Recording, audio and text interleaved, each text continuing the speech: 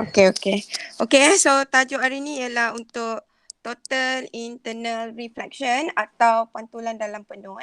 Pernah dengar tak total internal reflection? Tak pernah Okey, so ini ialah lesson 3. So bagaimana atau how it happen? How the total internal reflection occurs. Okey saya tunjukkan. Okey, kita ada 3 diagram. You tengok one by one ya. So tengok dulu number 1. Sebelum ni kita dah belajar tentang refraction. Okay. So untuk refraction, okay, kita akan ada 2 medium, betul tak? So different density of the medium. So kalau you tengok yang I ini dia punya incident ray. Betul? Incident ray. Yang ni yang ni incident ray dia. Okay, dan dia akan pass through to other medium. Okay, let's say the second medium is less dense. So from denser to less dense, so dia akan refracted away from the normal line. Betul tak? Ni, incident ray ni, dia akan refracted away from the normal line. So itu kita panggil sebagai refraction occurs. Okay, boleh faham kan? Yang ni kita dah belajar last week. Okay, refraction occurs when the light ray, incident ray, travel from different density of medium. So let's say kita ambil the incident ray came from the denser medium. So dia refract towards the less dense medium. So what will happen to the refracted ray? Refracted ray will refract away from the normal line. So ini ialah refraction occurs. Normal refraction. Okay, pembiasan yang biasa. Okay, second diagram. Okay, second diagram. What will happen when I increase the incident angle ni? Tadi untuk gambar aja yang pertama, incident angle dia ni I kan? So kita dapati refracted ray dia akan moving away from the normal line. Okay, second diagram, I increase the incident angle. Yang I ini I increase. So contohnya actually I yang first tadi katalah saya letakkan nilai dia ialah 20 degrees. Okay, for example untuk nilai incident angle dia I 20 degrees. So untuk second diagram, I increase the incident angle. Let's say saya tambah dia menjadi 30 degrees. Okay, so what will happen is, okay, you tengok dekat sini bila the light ray, okay, travel pass through the medium, okay, didapati when I increase the incident angle to 30 degrees, didapati the refracted ray ini, okay, now dia membentuk sudut 90 degrees from the normal line. Boleh dapat tak? You comparekan diagram number 1 dengan diagram number 2. Ni saya nak tunjukkan how the total internal reflection occurs. Okay, gambar aja yang first tadi, normal refraction. Pembiasan biasa berlaku. I is incident angle, R ialah refracted angle. Faham ke tak faham? Yuhu. Faham. So in second diagram, saya tambahkan nilai incident angle yang tadi 20 darjah, saya tambahkan dia. Saya besarkan lagi dia punya incident angle. Let's say it become 30 degrees. Okay, what will happen to the refracted ray? So suddenly, saya dapati the refracted ray ini betul-betul berada atas sempadan medium ni. You nampak garisan kuning ni? Then the refracted angle-nya became 90 degrees. Okay? So, ni diagram 2 ini menunjukkan critical angle occurs. So, siapa critical angle tu? Sudut yang mana yang dikatakan sebagai critical angle? So, critical angle itu adalah nama lain bagi incident angle. Kalau untuk diagram yang pertama, I ini kita panggil incident angle. Betul? Untuk diagram yang kedua, I ini telah bertukar nama. Daripada incident angle, dia bertukar nama dia menjadi critical angle. So waktu bila I ini menjadi critical angle, okay, the situation is when the refracted angle ini adalah 90 degrees from the normal line. So bila refracted angle is 90 degrees from the normal line, the incident angle now known as critical angle. Boleh faham ya? So critical angle occurs when R equal to 90 degrees. When R equal to 90 degrees. So far ada soalan nak tanya? Untuk critical angle? Anyone? Tak ada. Boleh faham ya?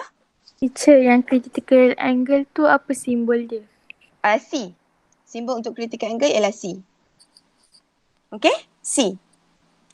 Alright. Okay, now itu ialah critical angle. Okay, now the third diagram. Okay, now observe carefully the third diagram Okay, now tadi I kata incident angle tadi tu dia dah jadi critical angle kan? Betul tak? So let's say I bagi sini tadi kan kita dah kata critical angle dia ialah 30 darjah. So critical angle tu ialah merujuk kepada I. Okay, for the third diagram, saya increase the incident angle tu. Daripada 30 tu saya tambah lagi. Let's say I dia sekarang yang nilai I ni saya tambah jadi 45 degrees. Okay.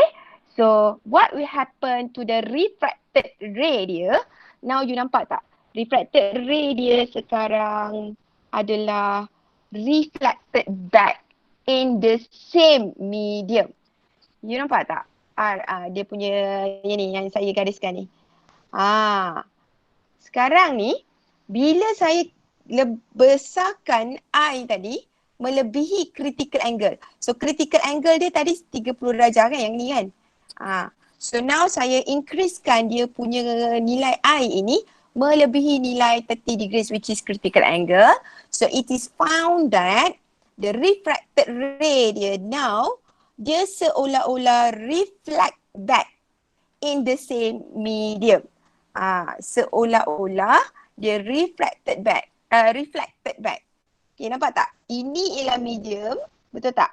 Sepatutnya dia refract masuk ke medium yang satu lagi. Tetapi apabila saya keep on increasing the incident angle greater than the critical angle, didapati the refracted ray-nya tadi sudah tidak berada dalam medium yang satu lagi. Sebaliknya, dia reflect back in the medium yang sama. Nampak tak? Seolah-olah dia adalah pantulan. Kan macam ni ialah, macam bahagian yang ini ialah cermin. So bila you pantulkan, dia akan bounce back macam ni kan. That's why kita panggil dia total internal reflection. So the third diagram shows how the total internal reflection occurs. Boleh tak faham? Respond please. Boleh teacher. Boleh teacher. Boleh ya? Boleh. So the first diagram shows how the refraction occurs, normal refraction. Okay, the second diagram shows how the critical angle occurs. Okay, ingat ya, critical angle ini adalah nama lain bagi incident angle. So critical angle ni occurs apabila refracted angle dia adalah 90 degrees. Itu ialah untuk second diagram. The third diagram, apabila saya keep on increase the incident angle ni, saya besarkan dia melebihi nilai critical angle dia. So critical angle ni tadi 30, so saya besarkan, let's say saya jadikan dia 45 darjah. So what will happen is the ray now reflected in the same medium. So this third diagram shows the total internal reflection occurs. Okay? So boleh ya? Now kita tengok. Okay, syarat untuk membolehkan total internal reflection ni occurs. Dia ada dua syarat dia. Dua-dua ini mesti dipatuhi, barulah berlaku total internal reflection. Okay, the first one, light travel from denser to less dense medium. So kalau you tengok diagram ni, nampak tak? Semua light ray dia daripada denser to less dense. So all the three diagram shows that the light travel from denser to less dense. Itu syarat dia yang pertama. Dia tak boleh reverse daripada less dense to denser, tak boleh. Dia kalau nak berlaku total internal reflection, mesti light travel from denser to less dense medium. Contohnya daripada air pergi ke udara. Dia tak boleh cahaya tu datang dari udara masuk ke air, tak boleh. Dia mesti daripada air pergi ke udara. Anything that denser to less dense medium. Okay.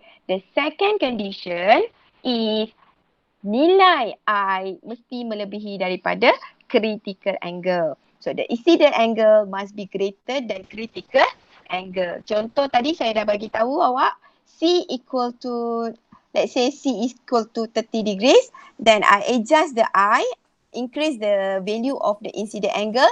So I dia menjadi 45 degrees, so that I is greater than C. Barulah critical angle akan, barulah total internal reflection occurs. Boleh faham tak?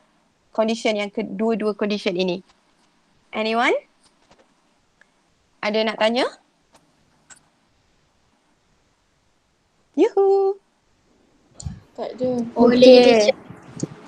Okay, so dia punya syarat ni mesti dua-dua ni dipatuhi. Barulah total internal reflection occurs. Okay? Baik. Yang ini ya.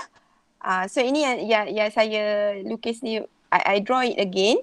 Okay, yang ini tadi, for example yang this one is the critical angle. So 20 degrees ini is known as critical angle. Actually dia adalah incident angle, tetapi apabila berlaku situasi di mana refracted ray dia berada 90 degrees from the normal line. So ini I yang ini dah bertukar nama menjadi critical angle, so that the C equal to 20 degrees. So bila saya increasekan the value of I dekat sini, untuk second diagram, saya increasekan. Instead of 20 degrees tadi, saya increasekan. Actually dia adalah diagram yang sama. Cuma saya ubah nilai. Daripada I 20 degrees, saya increase menjadi 45 degrees. So didapati the ray now are reflected in the same medium. So medium di sini, medium yang sama. Okay, dia dah tak berada di medium yang dekat atas ni. Dia berada di bawah. Jadi I dia adalah melebihi 20 degrees, which is I is greater than C. So total internal reflection occurs. So diagram yang ini, yang kedua ini adalah menunjukkan total internal reflection occurs. Seolah-olah, okay, total internal reflection ni seolah-olah macam dia adalah cermin. Okay, so yang bahagian yang ini ni, yang sepadan medium ni, seolah-olah dia macam cermin. Jadi bila cahaya pergi ke medium ni, dia akan bounce back. Macam cermin. Okay, so kita tengok apa aplikasi dia in our normal life. Okay, yang ini. Pernah tengok tak? Ini adalah underwater observation. Okay, pandangan di dalam air. So, which is the total internal reflection? Dekat part yang mana yang ada total internal reflectionnya? Sekejap.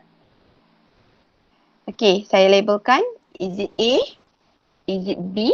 Which one is the total internal reflection? Yang you boleh nampak dia punya total internal reflection. Which one? A or B? B. Yes, B. B. Dia nampak tak? Seolah-olah dia berada, yang ini ni, bahagian yang saya colour ni, seolah-olah itu adalah cermin. You nampak tak? So bila kita tengok cermin, kita akan nampak balik muka kita kat cermin tu. Betul tak? Cuma bezanya, ini bukan cermin, dia adalah air. Tetapi because of the total internal reflection, yang ini kan, ni yang sempadan medium ni, yang ini adalah air. So apa yang you nampak seems like ia adalah cermin. Sebenarnya dia bukan cermin, dia adalah air. So disebabkan because of the dua condition tadi, cahaya daripada air pergi ke udara dan nilai I melebihi daripada critical angle, maka fenomena total internal reflection ini terjadi. So you akan nampak image penyu ini berada di atas permukaan air. Okay? Boleh faham ya? So this is the real situation yang membawa total internal reflection occurs in our daily life. Okay, second diagram. This one also very clear. total internal reflectionnya. So you sendiri sebenarnya boleh buat kalau you ambil kamera yang boleh masuk bawah air. Macam iPhone, so ada Huawei juga yang boleh masuk dalam air, you boleh rakam gambar you berada di bawah air. So hasilnya you akan nampak total internal reflection tu. Tapi kena betul pada sudut yang betul lah. Macam lelaki ni, dia berada di bawah air. Okay, didapati kita nampak ya ada total internal reflection yang terjadi. Ini total internal reflection dia. Ini itu semua adalah total internal reflection. Faham? Boleh faham? Faham. Okay. Boleh. Okay. Alright. Next. Pernah nampak tak ni kalau you naik kereta tengah-tengah panas dan suddenly you nampak ada seolah-olah ada lopak air dekat atas jalan raya. Have you ever seen this situation? Yes. Yes. Kita panggil apa ni? Situasi ni kita panggil apa? Oasis. Oasis? Are you sure Mirage. Oasis? Kita panggil apa? Mirage. Yes, we call it as mirage. Ada kalau dalam bahasa Melayu orang panggil fata morgana atau logamaya. Pernah dengar? Pernah dengar tak? Tak. Apa yang you all pernah dengar? Semua benda tak pernah dengar ni. Okay, so kita panggil dia sebagai mirage. Mirage is in English. Fata morgana or logamaya is in Malay. So this is actually the total internal reflection occurs. Sebelum ni you tak tahu kan? Now you dah belajar. This is the situation where the total internal reflection occurs. So kalau you tengok ya, you nampak tak dekat sini ada bayang kereta tu? Kan? Nampak. So dia seperti cermin jugalah. Cuma apa yang berlaku ialah dia berlaku dalam udara. Tetapi udara itu dia different density. It's about the layer of the air. Nanti kita tunjukkan macam mana dia berlaku bila berlaku dalam udara. Tadi yang ini dia berlaku dalam air pergi ke udara. So kita boleh nampaklah daripada air water is denser. So it travel from denser water to air, less dense. It's very clear that it is different density of the medium. Tetapi yang ini occurs in air. So bila berlaku dalam udara, it's about the layer of air which is different density. So setiap layer udara yang ada ni, dia ada perbezaan ketumpatan. Jadi apabila cahaya datang daripada less dense air layer towards the daripada light travel from denser layer of air towards the less dense layer of air, maka berlakulah mirage. Okay, so Teacher. Ya saya. So dia macam hot air, cold air teacher? Ya betul. Hot air, cold air. Yes, very good. So dia ada layer tau. Udara yang sejuk berada di bahagian atas. Yang dekat dengan jalan raya, udaranya panas. Jadi different density occurs. Bila different density occurs, cahaya tu datang daripada mana? Contoh macam tu lah. So cahaya tu akan datang daripada denser medium to less dense medium. So total internal reflectionnya akan berlaku.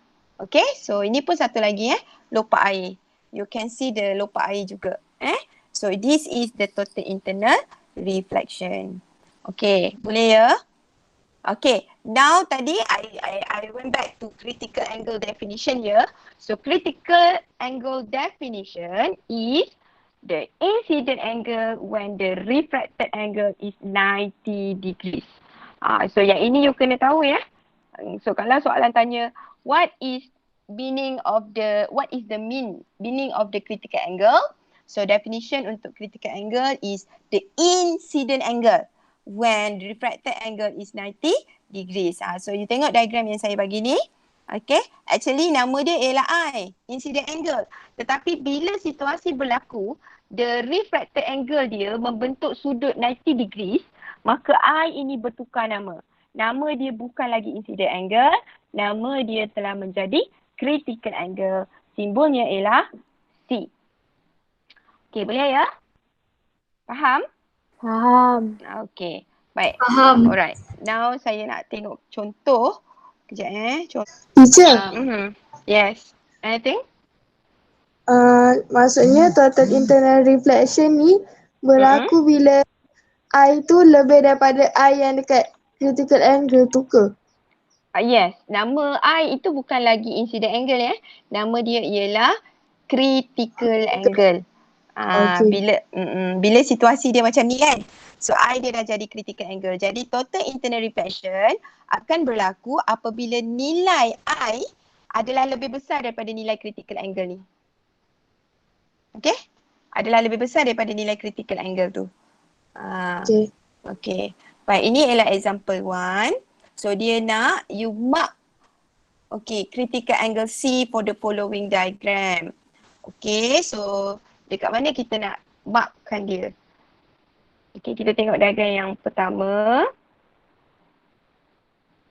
Okay, so kalau you tengok dekat sini, yang ini ialah dia punya incident angle, incident ray, betul? So ini ialah dia punya normal line. Okay, so critical angle yang dia nak critical angle angle dia. Jadi sudut itu dekat mana? Antara normal line dengan sini lah kan? So itu ialah C dia. Betul? Betul. Okay. For diagram B, nampak tak? Ini 90 darjah kan dekat sini kan? Ini normal line. So ini 90 darjah kan? So yang ini sebelum ni dia jadi I, betul? Now dia adalah C. Sudut sini sudut ni. Sudut between the ray and the normal line. Normal line. Yes. Okay? Faham ya? Faham. Okay. Kemudian satu lagi. Okay, diagram C pun sama dia bagi ni nampaknya kat sini kan. Okay, so dia punya C adalah di sini. Ni sudut C dia. Ni ialah normal line dia kan. Okay, boleh? Boleh. Okay, so kalau yang ini dia punya refracted ray dia dekat situ. So dia membentuk 90 darjah kan. So ini ialah normal line. Jadi dia punya C dia ialah di sini. Okay, boleh ya? Boleh. Okay, very good. Okay, next.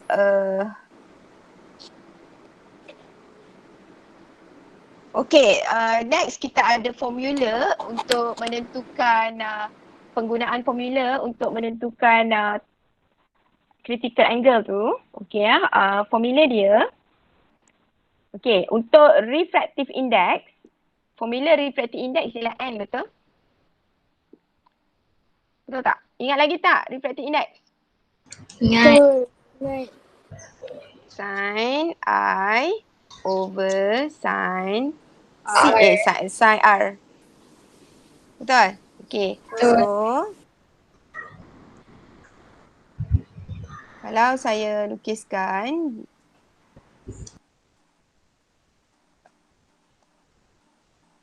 okay.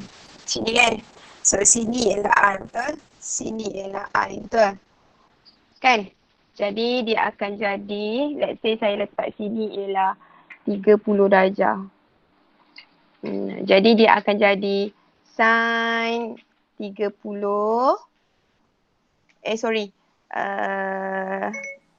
Dia mesti, sorry, sekejap.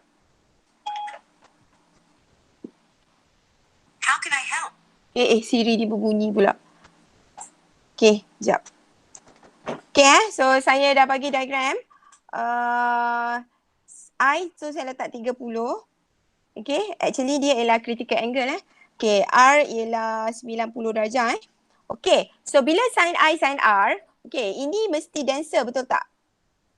Ini ialah less dense kan? Yes. So formula untuk refractive index sin I over sin R, sin I ini mesti sentiasa dalam F, betul tak? Betul. Jadi saya nak tulis apa dekat bawah ni? Sama dengan apa ni? Sin I dia ialah berapa? Is it sin 30 or sin 90? 90. Yes, very good. So sin 90 over sin R, betul? Sin 30 kan? Betul tak? So 30 ini adalah nilai C. Betul? Betul tak? Betul tak? 30 degrees ini ialah C. Critical angle. Betul. Now the formula, cuba you tekan calculator. Sin 90 equal to berapa? 1. Yes. So 1 over sin C. So this is the formula for the critical angle. Untuk kaitkan refractive index dengan critical angle. So this is the formula. N equal to 1 over sin C. Okay, dapat? Dapat ya? So this is the formula. Dapat. Ya, ada soalan? Itu refractive index kan? N mana? Yes, N ialah refractive index. Kan kita dah belajar refractive index sin I over sin R. Kita dah belajar refractive index sama dengan real depth over apparent depth. Lepas tu kita dah belajar IPD. okay, lepas tu kita belajar refractive index sama dengan speed air in vacuum over speed air in medium kan. Tapi untuk critical angle kita guna sin I over sin R. So refractive index dia ialah 1 over sin C. How do we get the formula 1 over sin C? Yang ni saya dah tunjukkan daripada gambar rajah dan juga this formula. Okay? Boleh faham ya? Boleh teacher. Okay, baik. Okay, so alright, so observe the second example. Okay, example 2. Boleh nampak ke? Boleh. Okay, the diagram shows a light ray entering a glass prism. So given that the refractive index is 1.51, so determine the critical angle of the glass. Macam mana nak determine the critical angle of the glass? Okay, so first kali kalau you tengok dekat sini, macam mana nak determine? So soalan B, draw the ray light after it passing through the point P until the direction of the ray light unchanged. Okay, so kita tengok soalan B dulu. Okay ya, ini. Okay, so bila you tengok untuk incident ray dia masuk ke dalam prisma ini, dia masuk secara straight macam ni. Okay, bila dia masuk straight macam ni, maknanya dia parallel to the normal line. Jadi dia akan straight juga masuk sampai ke sepadan yang kedua. So dia tak ada belok-belok. Okay, now we have to draw the normal line. Normal line must be 90 degrees with the medium. So ini medium kan? Tu medium kan? Jadi normal line dia mesti 90 degrees. Okay, so now prisma dia adalah denser, betul tak? Dan dia nak keluar kepada air. Air ini ialah less dense, betul? Betul. So prisma ialah denser. Okay, now dia akan moving away ke moving towards the normal line? Away. Sepatutnya dia ialah moving away from the normal line kan? Jadi, okay. So kalau nak ikutkan, you kena lukiskan. Okay, dia kata draw the ray light after it passing through a point P until the direction of the ray light unchanged. So dia suruh lukiskan point P until the direction of the ray of light unchanged. Tidak berubah, maknanya yang kat depan ni lah. Yang ini. Yang ini yang you lukis tu. Okay, so now kita nak tahu berlaku ke tidak critical angle. So soalan A dia tanya determine the critical angle. Jadi apa you perlu buat ialah, okay, tengok formula dia dah bagi kan? N equal to 1 over sin C. Betul tak? Betul. So now dia nak tahu berapakah nilai critical angle. So refractive index dia dah bagi 1.51. So 1 over sin C. So you boleh kira C sama dengan berapa? Tolong tekan kalkulator.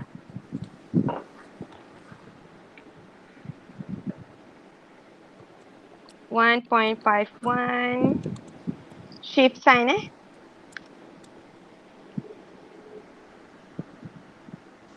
Boleh tak kira? Mula-mula sains C tu you akan dapat 1/1.151 kan?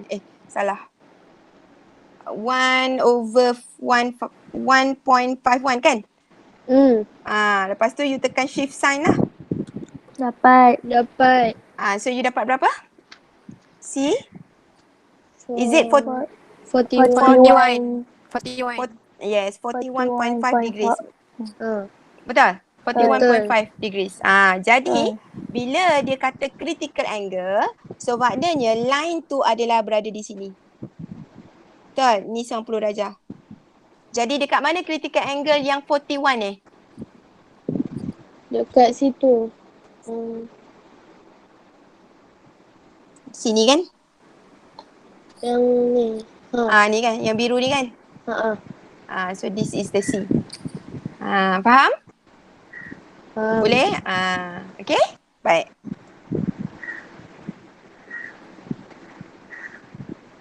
Okay, next. Okay. Figure shows a light ray travel From apa ni soalan dia? Sekejap.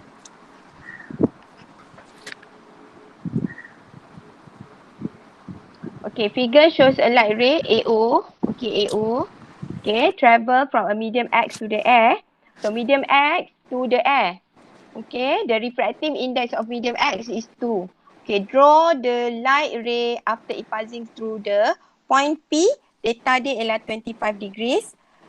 Theta 30 degrees. Theta 35 degrees. Okay, macam mana nak buat soalan ni? Dia suruh kita lukiskan ray diagram dia.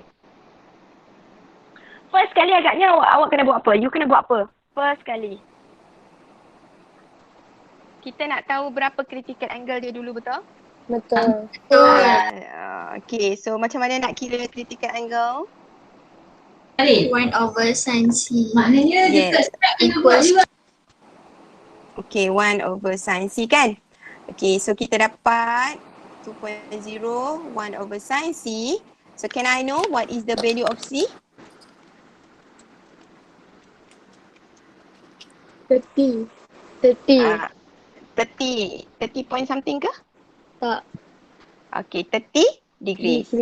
Okay, now kita dah tahu C dia adalah 30 degrees. Dalam soalan A, B dan C, yang mana satu yang menyamai critical angle? B. Yes. Bila kita dah tahu B tu ialah 30 degrees, maknanya kalau kita nak lukis, okay, saya lukiskan yang untuk B dulu So you tengok bila saya lukiskan untuk B, maknanya dia berada di sini. Betul tak? Untuk B. Okay, so theta ini adalah 30. Kan? Ini ialah untuk soalan B. Faham tak? Faham. Dia minta you lukiskan ray diagram dia. Okay. Now kalau untuk A itu kurang daripada C kan? Dia adalah normal refraction biasa, betul? Normal refraction biasa kan? Jadi untuk A, you akan lukis bila denser masuk ke less dense, dia akan away from the normal line. Betul tak? So theta ni nilai dia ialah 25 degrees. Faham tak? Faham. Okay, boleh So untuk C. Okay, Dia untuk jadi untuk C apa berlaku? Dia jadi reflection. Macam reflection. Dia Kita jadi tak boleh internal reflection. kita tak boleh sebut reflection saja, kita kena sebut total internal reflection occurs. Jadi dia akan bounce back in the same medium. Nampak? So theta yang ini adalah 35 degrees because I dia is greater than C. Faham tak? Faham. Okay? Faham. Alright. Okay. So miraj ni adalah bayangan image awan yang kelihatan di atas permukaan jalan. Ni kalau you tengok ni. Ni yang macam air ni kan? Yang macam air ni, lopak-lopak air ni, itu sebenarnya adalah image awan. Kalau kita tengok cermin muka kita, kita nampak muka kita kat dalam cermin kan? Sekarang ni awan tu yang tengok cermin. Jadi apa yang dia nampak ialah muka dia dekat atas jalan raya tu. Faham tak? Faham. Okay, so macam mana dia berlaku? Okay, katalah ini ialah awan Okay, this is the awan. Okay. So sekarang ni ini ialah permukaan jalan. Okay. So permukaan jalan pada hari yang panas, okay. So permukaan jalan ni adalah sangat panas ya. So dia ada, ini ialah surface ground. Okay. So okay, layer atas ni, yang ini ialah hot air. So bila dia semakin ke atas dia adalah cool air. You faham tak? So sini cool. Faham. Okay, sini cooler. Sini hotter. Okay. Boleh ya? Okay, jadi bila cahaya tu datang daripada cooler. Cooler means denser, betul tak? Betul. Jadi, okay, kita lukis sini. Dia pergi ke sini. Kan? So this is the normal line. Betul tak? So bila dia masuk kepada hotter, dia akan moving away kan? Sekejap saya lukis dia bengkok sikit. Macam tu. Moving away Jadi lepas tu bila dia sampai lagi panas, okay. Dia akan bila dia panas tu, okay kat sini kan. Saya lukis ini hotter kan. Layer yang hotter ni, bila nilai I dia melebihi daripada critical angle, so dia akan bounce balik. Dia akan sini kan normal line. Bila dia masuk ke kawasan yang hotter ni, tiba-tiba nilai I dia melebihi daripada critical angle. So dia akan bounce balik macam ni. Betul tak? Gambar dia pula. Salah gambar. Sekejap. Dia macam ni lah. Dia dalam medium ni, dia tak masuk ke medium yang berikut. So dia bounce balik macam ni. So mata awak, okay, bila saya panjangkan, okay, so you akan nampak image awan tu dekat sini. Atas jalan tu. This is the image. Boleh faham tak? So mata kita somewhere here. Mata kita somewhere here lah. Oops. Ni yuk. Lari pula dia. Okay, boleh tak? Boleh. Boleh nampak tak? Okay. So saya ulang sekali lagi. Image awan. Awan ni actually daripada atas kan? Okay. So permukaan jalan yang ground ni dia adalah panas. Permukaan jalan ni panas. Jadi udara, layer of air yang berada di atas ground ni adalah hot. Okay. Dan bila dia jauh daripada permukaan ground yang panas ni, udara tu akan makin sejuk. So bila dia sampai dekat layer yang atas, udara tu dah sejuk. Okay. So image, awan tu, cahaya datang daripada awan. Jadi awan tu adalah daripada cooler layer of air which is denser. Jadi dia akan pergi ke kawasan yang hot, yang bawah ni bawah daripada layer ni ialah hot kan. So first kali dia akan reflected away from the normal line. Okay, kemudian dia masuk ke second layer. Second layer ni lebih panas. Okay, so bila dia nak masuk ke yang second layer ini, dia sebenarnya ada banyak layer lah. So saya buat cuma 2 layer je untuk mudahkan you tengok. Jadi bila dia masuk ke second layer, dia dapati nilai I dia melebihi daripada critical angle. Jadi kawasan ini, kawasan yang ini ni berlaku total internal reflection, di mana cahaya tu pergi sini, okay, dan dia bounce back. Sepatutnya dia masuk ke layer yang bawah ni. Betul tak? Macam yang ini, kan daripada cooler, dia reflect masuk ke medium yang satu lagi. Ni medium pertama, ini medium yang kedua. Kan dia masuk, dia moving away from the normal line. Kan? Tapi bila dia nak masuk ke layer yang ketiga, dia dapati nilai I dia melebihi daripada critical angle. Jadi dia tak berlaku lagi pembiasan. Sebaliknya dekat sini, dia bounce back. Menunjukkan berlaku total internal reflection. Jadi bila cahaya tu dia bounce back macam ni, kita panjangkan dia punya garisan ni, okay, dia akan kena pada permukaan jalan. So bayang awan akan terbentuk pada permukaan jalan tu. So ini adalah total internal reflection. Okay, boleh faham tak? Yuhu. Boleh. So ada soalan tak? Teacher, Mm-mm. kenapa yang dekat hotel tu dia idea lebih dari C? Ya. Ini dia mula-mula berlaku kan, you ingat tak yang saya bagi gambar, yang saya bagi situasi yang ni? Memula gambar rajah pertama. Daripada dancer pergi kelas dance, refraction occurs. Refraction yang normal, betul tak? Lepas tu yang kedua, dia dah ada nilai C dia sendiri. Kita tak payah cari pun. Memang nilai C dia tu ada. Cuma situasi dia macam gambar rajah yang kedua ni. Okay, tiba masa bila sampai ke gambar rajah yang ketiga, tiba masa nilai I dia. Situasinya ialah dia tak kira berapa layer udara yang dia lalu. Tapi akan sampai ketikanya di kawasan itu nilai I dia akan melebihi daripada critical angle. Ni faham tak? Nilai I dia melebihi daripada critical angle. So mungkin dekat layer ni lah berlaku nilai I itu melebihi daripada critical angle dia. So bila I melebihi daripada critical angle, maka total internal reflection dia berlaku. Di mana cahaya tadi tidak masuk ke medium yang bawah ni. Sebaliknya dia pantul balik dalam medium yang sama. You faham tak? Itu yang berlaku total internal reflection tu. So image awan yang you nampak tu ialah pada permukaan jalan. Faham tak? Ni saya lukis. Saya lukis ni gambar rajah dia, sepatutnya image tu dekat sini. Sebab ni gambar dia dia punya ni dengan ni tak berapa betul saya betulkan sikit lah. Sebab dia lari sikit dia punya gambar ni. Teacher, angle angle I besar tu bukan dekat normal line. I besar. I yang Ni angle saya C tu. panjangkan.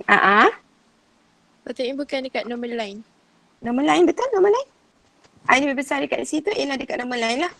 So dia dekat normal line sini lah kan. Okay, so ni sekejap saya padam balik gambar, saya dah cacah marbar dah ni. Okay, dia sebenarnya dekat situ, dekat sebelah sini awan dia.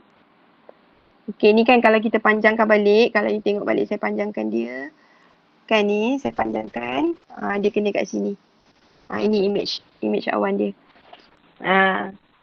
Okay, boleh faham tak? Ada soalan? So, apabila kita nampak lopak air, yang awak nampak ni, ini sebenarnya adalah image awan yang melalui fenomena total internal reflection, so that dia akan appears on the surface of ground. Macam ni lah. Okay, boleh? Boleh. Okay, kemudian kita ada aplikasi Okay, boleh lagi tak ni? Ke rasa dah nak meninggal lah ni? Boleh. Binokular. Okay, kemudian kita ada fiber optik.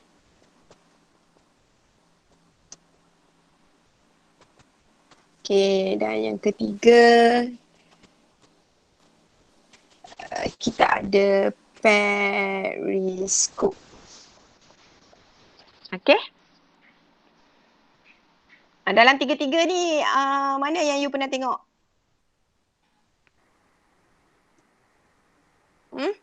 Binocular. Binocular. Okay, periskop. Benar. Okay, so kita tengok. Periskop tu kalau apa tu namanya, pernah tengok cerita submarine yang duduk kat bawah air, lepas tu dia nak tengok apa berlaku dekat atas air, dia tolak satu objek ke atas, so dia teropong kan? Benar. So itu ialah periskop. Okay? Okay, periskop ni dia pakai dua prisma. Okay so susunan prisma dia, dia mesti pakai right angle prisma Satu macam ni. Satu lagi prisma dia macam ni. So sini 90 darjah, sini 90 darjah. Okay, so sini 45, sini 45. Okay, ni 45, sini 45. Okay, macam mana periskop ni berfungsi?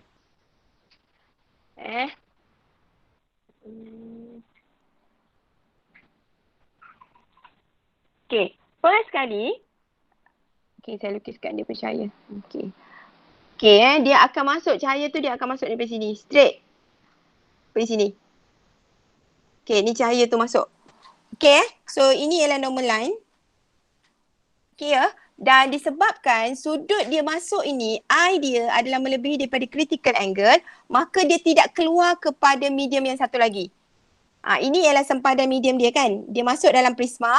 So ini ialah air. Yang ini ialah prisma.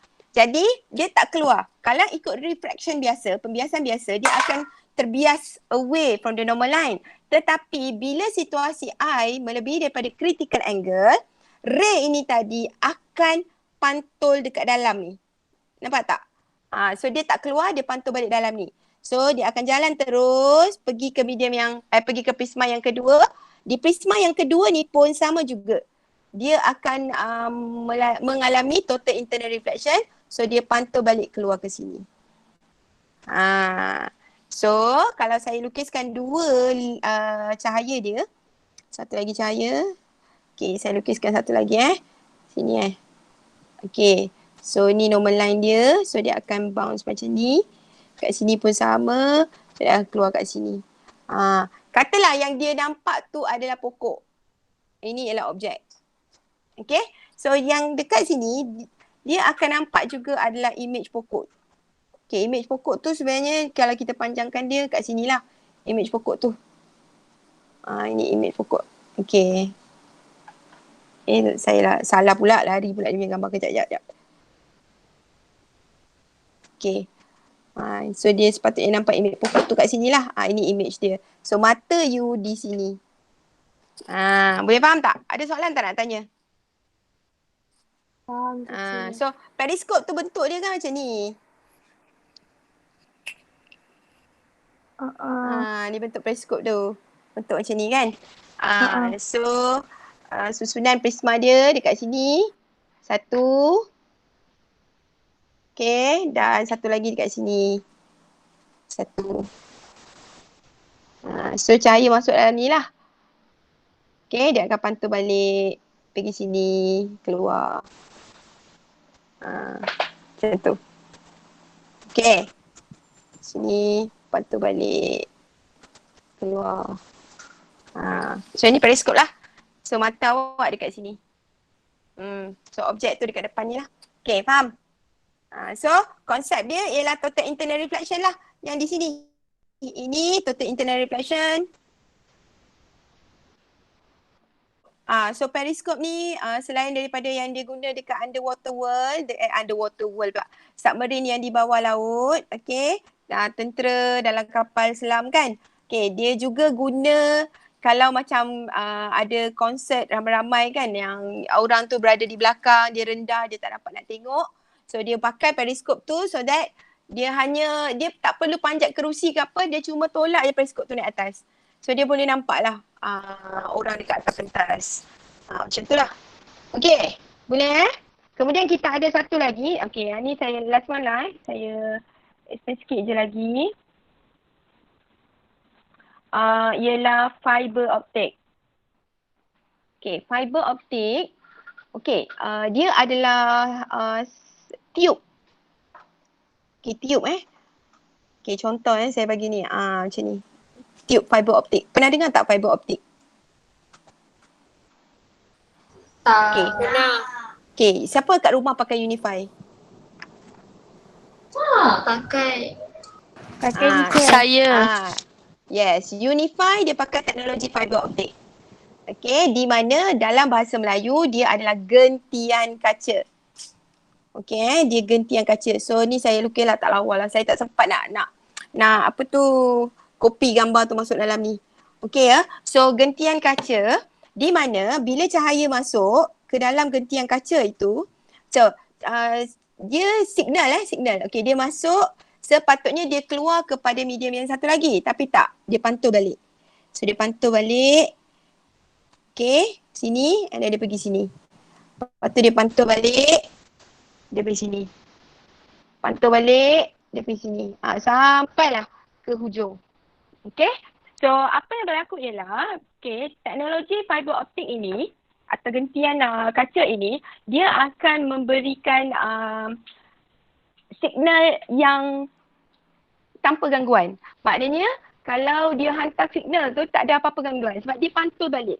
Macam cermin kan, you tengok muka you kat dalam cermin, you nampak muka you. Ada tak muka you jadi herot ke, muka you jadi hilang telinga ke, hilang mata ke, hilang hidung? Tak ada kan? So you akan nampak macam mana muka you, macam tu lah image yang you nampak. So sama juga dengan fiber optik ni. Sebab dia pantul ni, nampak ni? Dia pantul. So dia pantul. Macam mana signal yang dihantar, macam tu lah signal yang you terima.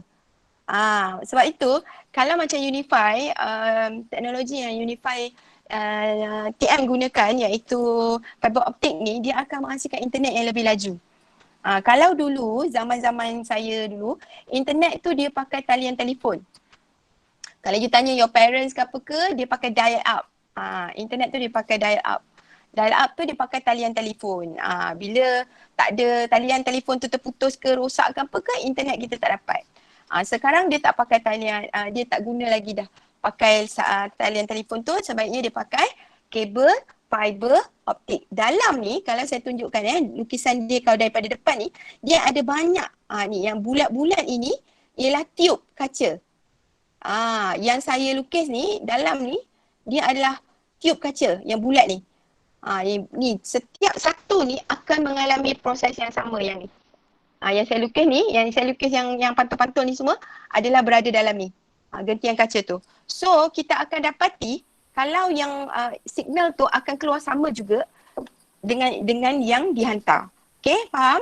Boleh Boleh faham tak? Yuhu. Faham. Satu lagi, siapa pernah buat operation, bukan operation, apa nama dia tu? Yang ada gastrik tu kan? Doktor masukkan scoop dalam mulut dia untuk tengok what happen inside the tummy dia. Ada tak? Nama dia ialah OGDS. OGDS. Pernah. Saya pernah. Sakitnya ya Allah. Tiub tu besar dia macam ibu jari tangan kita. So dia akan jolok masuk kat dalam tekak kita tu. Dia tolak sampai ke perut kita. So apa yang dia tolak ialah tiub ni. Ni tiub ni yang dia tolak ni. Yang dia jolok masuk dalam tekak kita ni, tiub ni. Jadi bila dah sampai dekat dalam perut, dekat hujung tiub tu ada kamera. So image daripada perut objek lah maksudnya. Objek daripada perut kita ke, luka ke apa ke kan, dia akan hantar melalui saluran tu yang mengalami total internal reflection ni sampailah keluar. Bila sampai dekat luar, dekat hujung tiub tu, okay, dia akan tukar image yang terpapar tu ke dalam screen. So you akan nampak apa yang ada dalam perut you. Ada luka ke pada dinding perut. So itu yang doktor boleh nampak. Kalau takkan doktor nak belah perut you, nak buka perut you, nak tengok apa ada dalam perut you, luka ke tak luka kan. Jadi teknologi OGDS, nama dia OGDS. Okay, nama dia OGDS. So memang sakit lah, dia jolok kat tekak tu besar kan, masuk dalam tekak tu. Jadi dia dapat tengok tanpa perlukan pembedahan, tak perlu major operation. So kita boleh nampak apa yang ada dalam perut kita. So itu digunakan juga dalam teknologi dalam bidang medicine lah. Medical, dalam bidang medical Okay. So saya untuk binokular susunan dia macam ni Dia punya prisma. Ini 90. Okay, so ni 45. Sini 45. Okay, so yang ni dekat sini. Okay. So ni pun 90. So ini 45. Sini 45. Ni cara susunan dia lah. Untuk apa nama tu?